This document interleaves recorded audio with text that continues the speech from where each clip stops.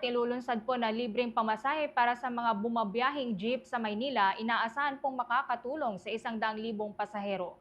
Kaugnay niyan, may nakalapang report si Bombo Grant Hilario. Inaasahan na sa 100,000 katao o pasero ang matutulungan at makakatagpo ng libreng sakay sa lungsod ng Maynila alinsunod sa ipapatupad na programa ng lokal na pamahalaan. Positibong ibinagi ni Manila Mayor Francisco Isko Moreno Dumagoso na posibleng umabot sa ganitong bilang ang mga makasasakay ng libre sa mga pampaserong jeep sa lungsod. Magkakaroon kasi ng programang libreng pamasahe sa Maynila bilang tugon sa nagpapatuloy pa ring krisis sa gasolina dulot ng digmaan sa gitnang silangan. Kung kaya't simula sa susunod na linggo, araw ng Lunes at Martes Santo, agad na ipatutupad ang implementasyon ng naturang libreng sakay. Bagamat hihinto ito ng Miyerkules Santo, babalik naman anya ito sa makalawang linggo sa ikalima ng Abril ng Lunes, Martes at Miyerkules. Ating pakinggan si Mayor Francisco Isko Moreno Dumagoso, ang alkalde ng lungsod ng Maynila. Lunes simula sa buong Maynila at sasabihin ko sa inyo ang mga biyahe. Lunes, Martes, Miyerkules, wala pong libreng pamasahe. Huwebes, Biyernes Santo, Sabado de Gloria, Linggo ng Pagkabi. Kalunisan, susunod na linggo, Lunes, Martes at Miyerkules. So, ibig po sabihin, makatitikim ng libreng pamasahe ang humigit kumulang 100,000 mananakay na tagalungsod ng Maynila at ang ibang dumadako dito. Ang nabanggit na libreng sakay ay bunsod ng kasunduan sa pagitan ng lokal na pamahalaan at 22 Jeepney Operators and Drivers Associations na pumapasada sa lungsod ng Maynila. Dahil rito'y ibinagi ng alkalde na ang hakbang na ito'y maaaring makatulong hindi lamang sa mga pasahero, kundi lalo na sa mga driver at operator na lubos na apektuhan ng pagtaas sa presyo ng gasolina. Garantisado anyang makatatagpo ng kita sa isang araw amo ito sapagkat lokal na pamahalaan na mismo ang sasalo sa kanilang pagbiyahe. Muli si Mayor Francisco Isko Moreno Dumagoso, ang alkalde ng lungsod ng Maynila.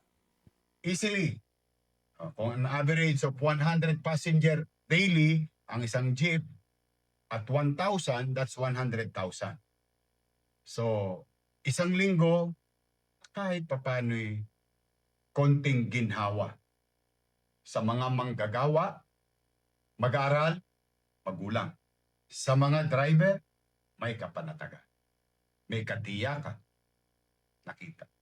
May panggasolina at sa mga operator na mabawi naman nila ang kanila. So, 4 ang tinamahan sa 3 buli. Garantiyang ibibigay ng pamahalang lungsod. Pagtiklop ng araw, bayad ang driver.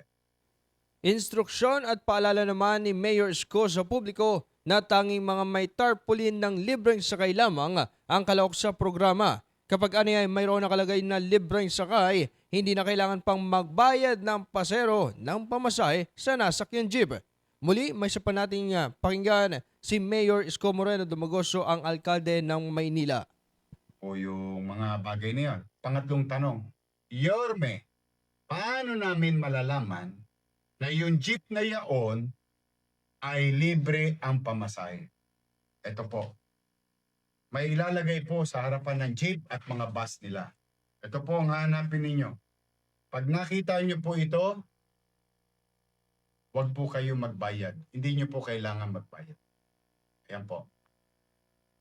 Ito po ang marking na yung jeep na yaon, yung EV bus na yaon, ay bahagi ng programa ng pamahalang lungsod ng Maynila ng libreng pamasahe.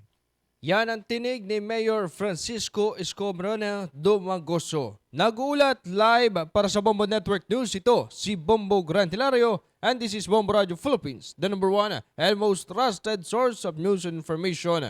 Basta Radio, Bombo! For the most trusted source of news and information, visit our website at www.bomboradio.com. Follow us on Bombo Radio mobile app, Facebook, YouTube, TikTok, and X, formerly Twitter. Like, share, and stay connected anytime. anywhere.